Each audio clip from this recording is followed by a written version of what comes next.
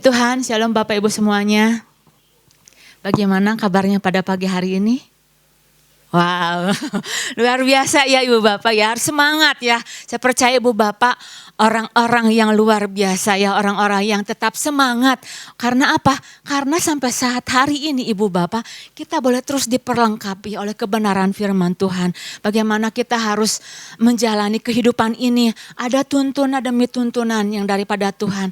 Kita tidak pernah dibuat menjadi kebingungan, gak tahu mau ngapain gitu, ada tantangan, ada masalah ya. Puji Tuhan Ibu Bapak, pesan Tuhan bagi kita di minggu ini adalah sadari akan kuasa eksponen dari Tuhan. Jadi pesan Tuhan bagi kita di minggu ini, kita sedang diingatkan. Diingatkan apa? Untuk kita itu sadar bahwa ada kuasa Tuhan yang dahsyat. Yang dimana kalau kuasa Tuhan yang dahsyat itu bekerja, maka yang terjadi itu bukan hanya pertambahan yang hanya biasa-biasa saja, tetapi ada sebuah penambahan yang berkali-kali lipat. Dikatakan bahwa bilangan eksponen itu bilangan berpangkat, jadi bertambahnya itu berkali-kali lipat. 1 mengejar 1000, kalau menurut ukuran dunia 2 itu mengejar 2000. Tetapi kalau firman Tuhan berkata 1 mengejar 1000, 2 itu bukan 1000, bukan 2000, tetapi 10.000. Jadi ada kenaikan yang berlebih-lebih lagi. Nah kita sama-sama baca terlebih dahulu Ibu Bapak di dalam Ulangan 32 ayat yang ke-30 ya. Nah ini ayatnya, saya mau membacakannya ya. Bagaimana mungkin 1 orang dapat mengejar 1000 orang dan 2 orang dapat membuat lari 10.000 orang. Kalau tidak gunung batu mereka telah menjual mereka dan Tuhan telah menyerahkan mereka. Nah di sini Ibu Bapak.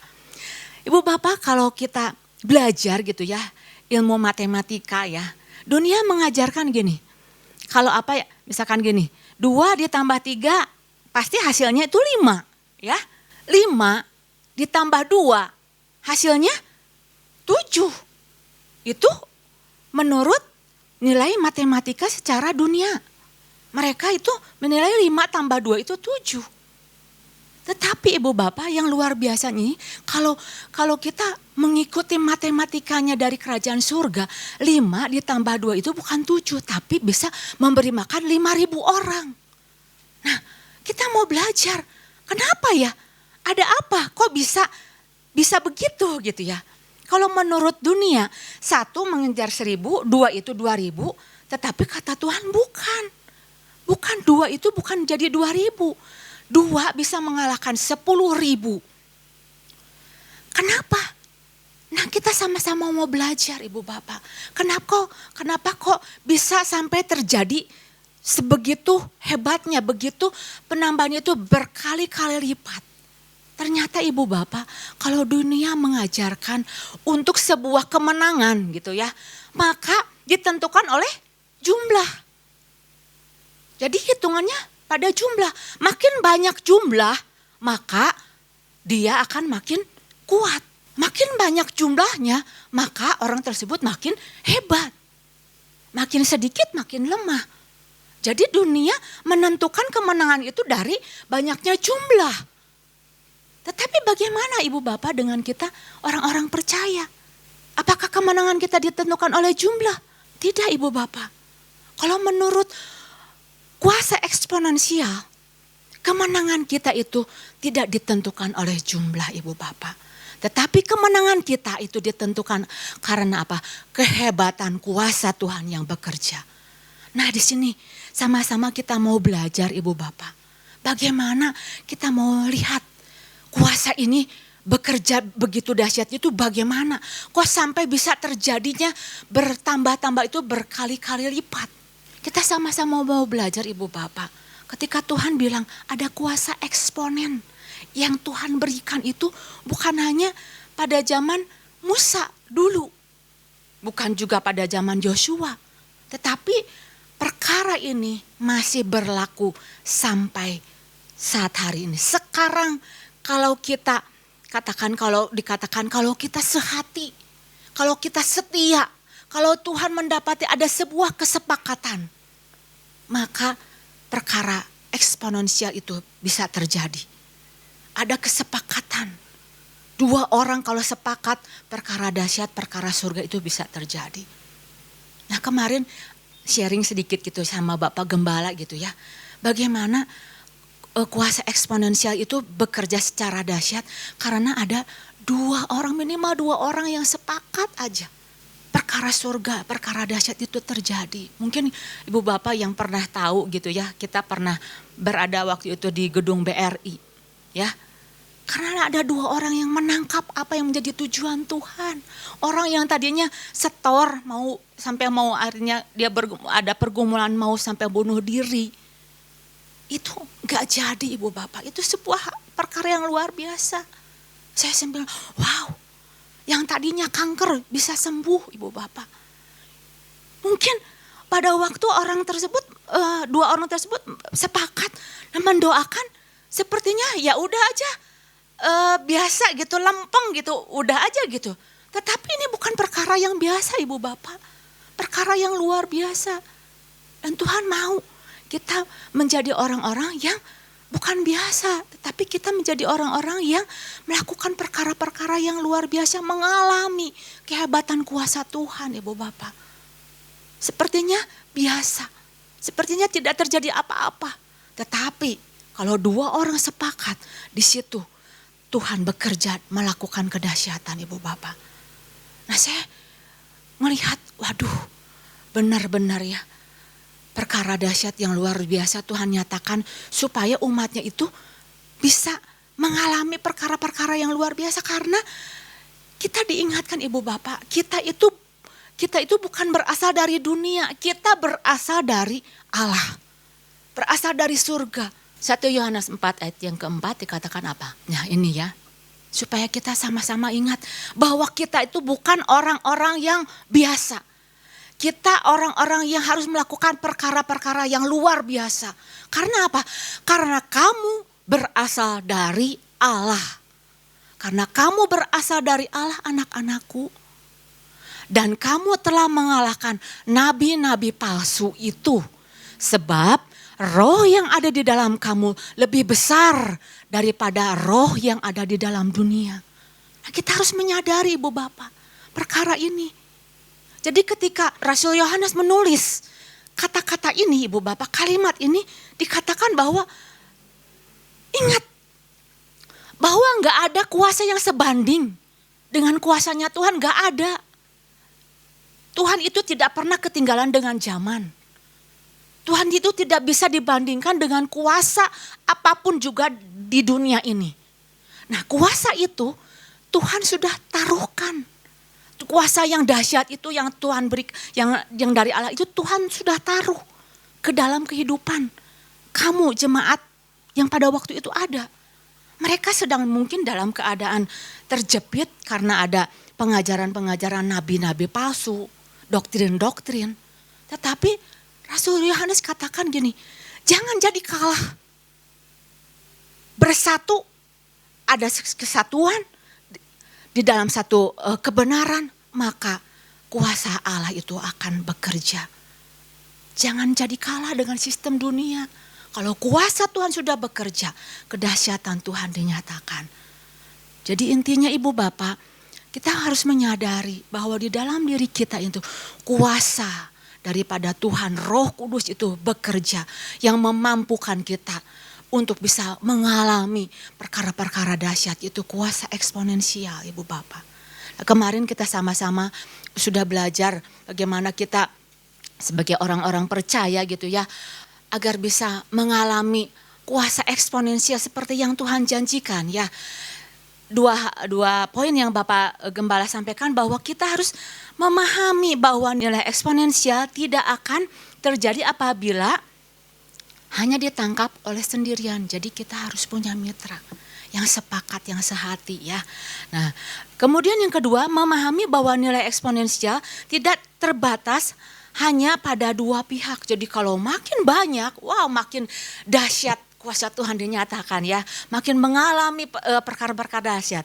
Nah pagi hari ini Ibu Bapak, saya mau membagikan, menambahkan 1 poin Ibu Bapak. Jadi Kalau kita mau mengalami kuasa eksponensial seperti yang Tuhan janjikan, mari sama-sama satu poin, yaitu apa?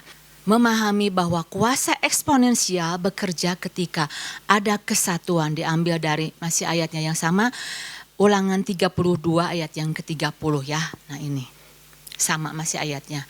Bagaimana mungkin satu orang dapat mengejar 1.000 orang dan 2 orang dapat membuat lari 10.000 orang kalau tidak gunung batu mereka telah menjual mereka dan Tuhan telah menyerahkan mereka. Kemarin kita sama-sama sudah belajar mengerti ya dari bilangan eksponensial ini.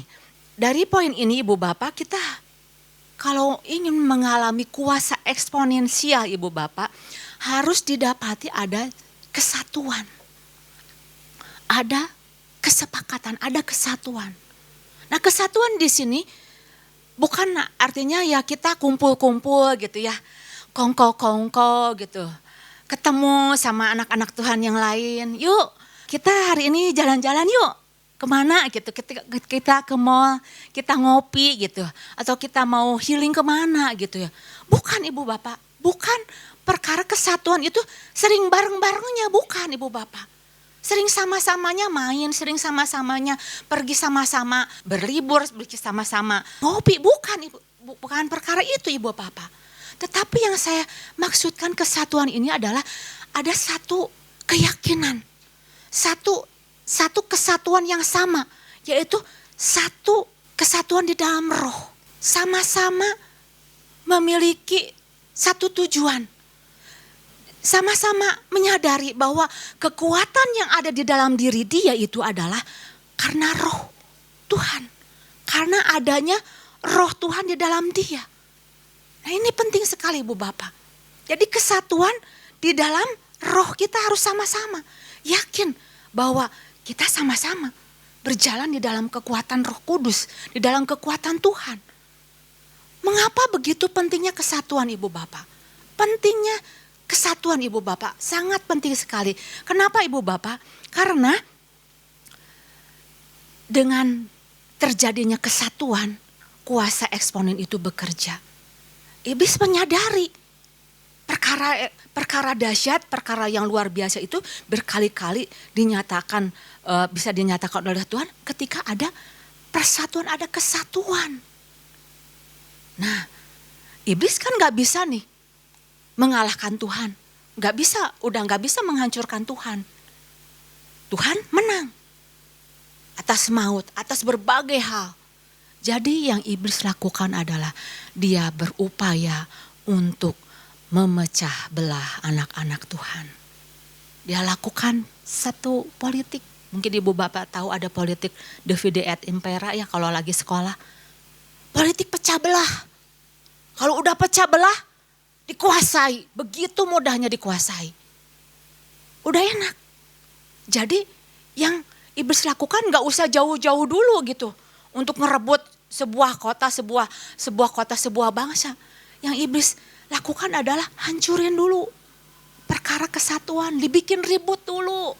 Rumah tangga, dibikin ribut dulu. Dibikin ada kles-kles. Dibikin ada, mungkin ada hal-hal yang gak bisa membuat mereka bersatu. Akhirnya apa mereka?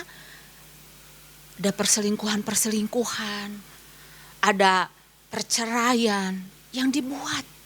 Karena menyadari dalam lingkup keluarga. Kalau keluarga enggak bersatu, suami tidak bersatu dengan istri, dengan anak, tidak bersatu. Iblis itu sangat senang sekali. Wah, hore, senang sekali. 1 ribut, 2 ribut, semuanya. Suasana seperti neraka Ibu Bapak. Iblis gak suka, karena apa? Kalau keluarga bersatu, maka generasi akan kuat. Tapi kalau keluarga tercerai, generasi kita akan hancur. Bangsa akan roboh, bangsa akan hancur. Makanya titik penyerangan dari iblis adalah dia hancurkan hal-hal yang kecil dulu dalam lingkup. Yang kecil itu dalam lingkup keluarga. Nah jadi ada yang harus kita perhatikan. Saya juga terus, Tuhan saya membangun kehidupan untuk mau bersatu. Saya ngerasa ibu bapak, kalau nggak bersatu itu nggak enak ibu bapak. Jangankan mau ngalamin perkara-perkara Tuhan, kuasa Tuhan, pengurapan juga nggak enak gitu, nggak lancar, kesumbat, karena ada masalah sama suami, mungkin ribut nggak diberesin, itu nggak enak sekali. Tapi kalau kita sama-sama menangkap ada sebuah kesatuan, wow, itu indah sekali ibu bapak. Juga mungkin itu dalam keluarga, juga dalam komunitas orang-orang percaya, anak-anak Tuhan. Itu harus terjadi persatuan, ada persatuan. Yang mungkin ada clash, ada masalah sama saudara-saudara seiman. Ayo cepat-cepat beresin. Tuhan mau lakukan perkara dahsyat kalau kita sehati ibu bapak. Cepat-cepat kasih ngampunin lah gitu. Udah jangan berlama-lama. Karena yang Tuhan mau lakukan adalah perkara yang luar biasa ibu bapak. Perkara yang dahsyat yang Tuhan mau lakukan dalam kehidupan kita. Jadi kalau kita bersatu ibu bapak, kalau ada kesatuan, maka perkara yang sepertinya enggak mungkin yang berat sekalipun masalahnya. Kalau kita sama-sama bersatu, entah itu bentuknya mungkin ada tekanan atau ada masalah seperti apa, itu bisa terselesaikan, kuasa Tuhan dinyatakan. Tembok katanya yang setebal apapun nih. Tembok Yeriko yang pada waktu itu setebal apapun. Begitu tebalnya ketika bangsa Israel bersatu, kuasa Tuhan dinyatakan. Nah, ibu bapak saya baca gitu di dalam Yosua gitu ya, bagaimana bangsa Israel menang itu ya, mengalami kemenangan gitu ya. Sampai akhirnya tembok Yeriko itu hancur itu. Bukan karena hebatnya mereka, bukan. Bukan karena jumlah mereka banyak, enggak. Karena dipersenjatai oleh senjata-senjata perang yang luar biasa, enggak ibu bapak. Tetapi di sana berhasil karena ada kesatuan. Saya perhatikan, saya baca. Ibu bapak baca nanti di dalam Yosua 6, kejadian demi kejadian. Apa sih yang membuat mereka itu bersatu dalam hal apa ibu bapak? Ternyata saya lihat, oh ada kesatuan di dalam formasi ibu bapak. Saya lihat, oh Yosua kasih aba-aba kasih petunjuk ya. Kalau nanti kamu mau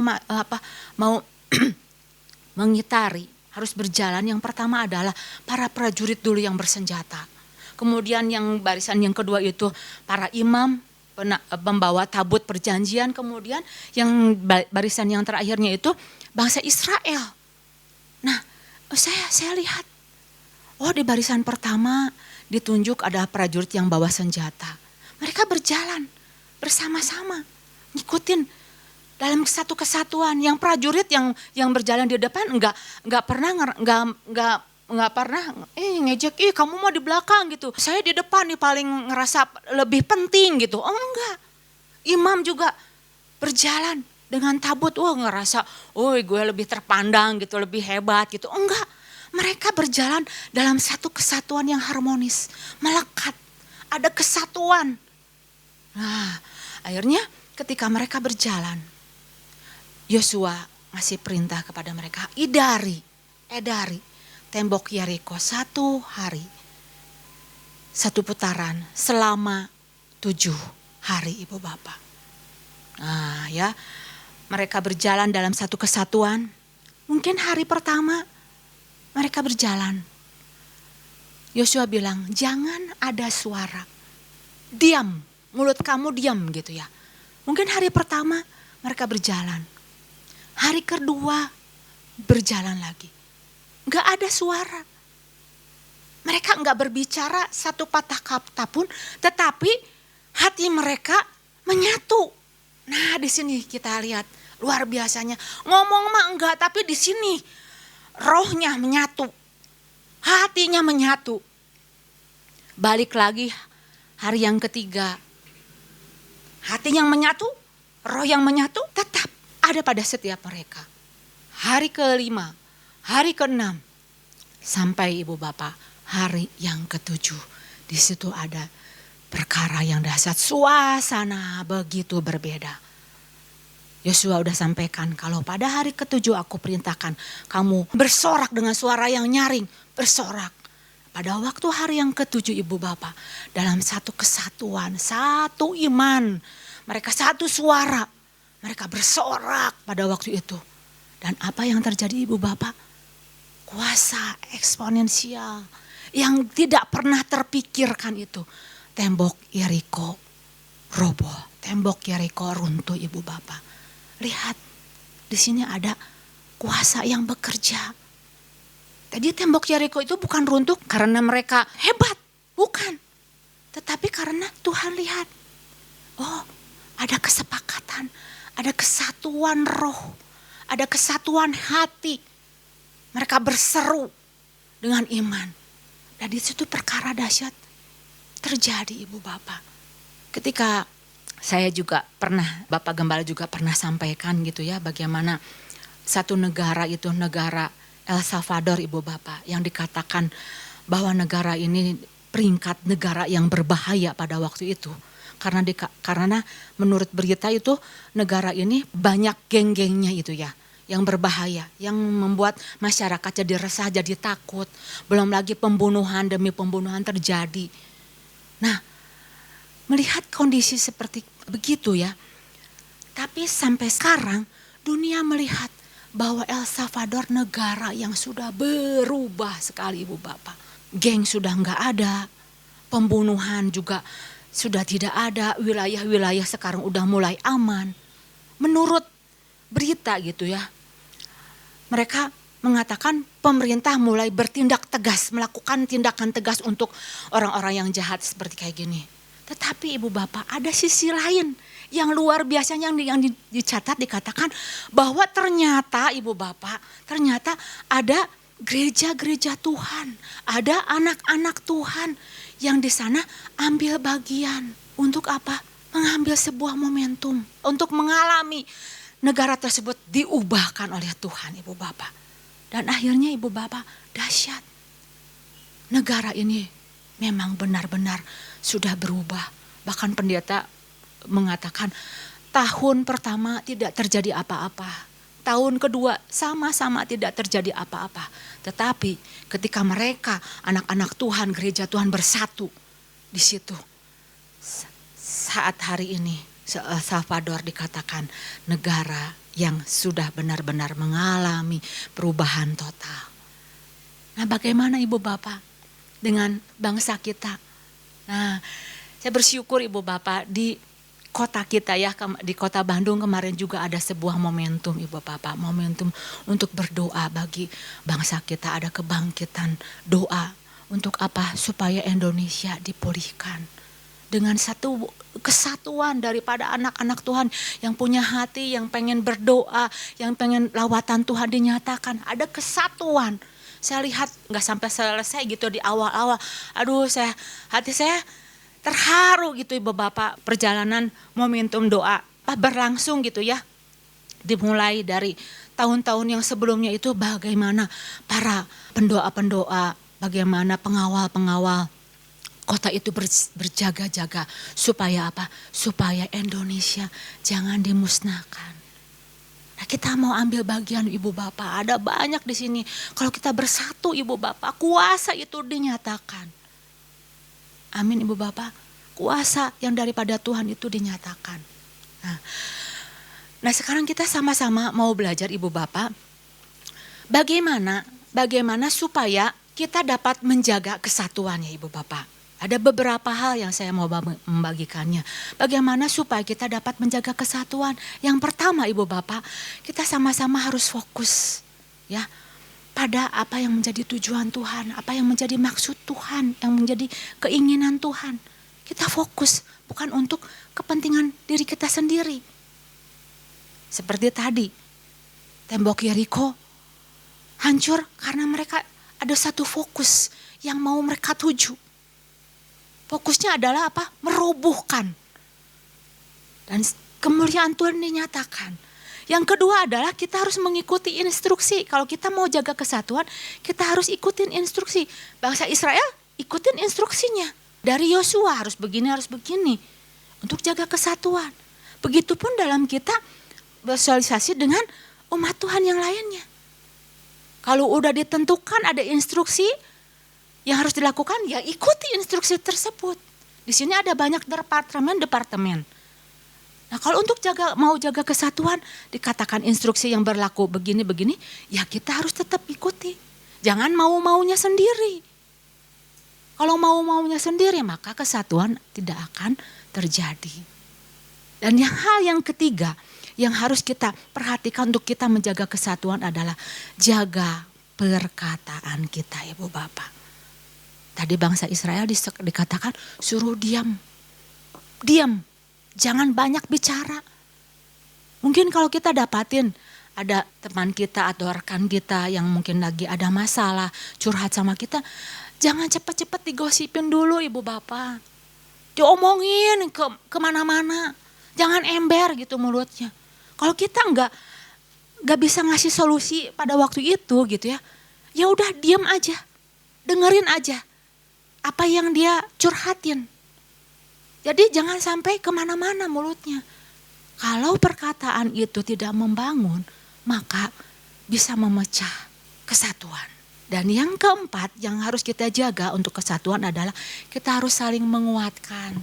Perjalanan nih bangsa Israel ngitarin 7 hari itu bukan perkara yang mudah. Mungkin mereka ada yang, aduh ngapain ya ngelakuin kayak gini, aneh perintahnya gitu ya. Kalau lakuin kayak gini, nah itu satu sama yang lain itu harus nguatin. Di sini udah ada wadahnya, Ibu Bapak. Wadahnya apa? Kita saling menguatkan. Anggota-anggota dari Komsel bisa saling menguatkan kalau ada permasalahan, ada pergumulan, bisa saling mendoakan, saling menguatkan. Nah yang terakhir yang saya mau membagikan, Ibu Bapak, sebuah kemenangan yang besar itu tidak dimulai dari kekuatan yang besar. Tidak, Ibu Bapak. Tapi kemenangan yang besar itu dimulai dari sebuah komitmen terlebih dahulu. Yosua pada waktu itu dia ambil sebuah komitmen. Yosua sebelum mimpin bangsa Israel untuk masuk ke tanah perjanjian, yang dia lakukan adalah dia bangun komitmen terlebih dahulu dengan dirinya, dengan keluarganya. Dia bangun dalam lingkup yang kecil terlebih dahulu. Jadi untuk kita boleh mengalami kekuatan yang lebih besar, mari bangun terlebih dahulu komitmen diri kita dengan lingkup yang paling kecil terlebih dahulu. Mungkin itu dengan keluarga kita atau dengan rekan-rekan kita. Jadi jangan sampai kita pengen perkara-perkara yang besar tetapi kita tidak mau setia dengan perkara-perkara yang kecil. Tidak mau setia dengan misalkan contohnya bangun doa, bangun mesbah. Padahal disitulah Tuhan mau nyatakan dari perkara-perkara yang kecil Tuhan bisa lakukan perkara-perkara yang luar biasa pada waktu kita berkomitmen. Jadi satu hal yang saya mau membagikannya kiranya boleh menjadi berkat. Kita harus memahami bahwa kuasa eksponen itu terjadi pada saat adanya kesatuan. Mari kita bangun persatuan di dalam diri kita dalam lingkup yang terlebih kecil dahulu. Saya percaya kuasa Tuhan akan dinyatakan dalam kehidupan kita. Demikian firman Tuhan, Tuhan Yesus memberkati.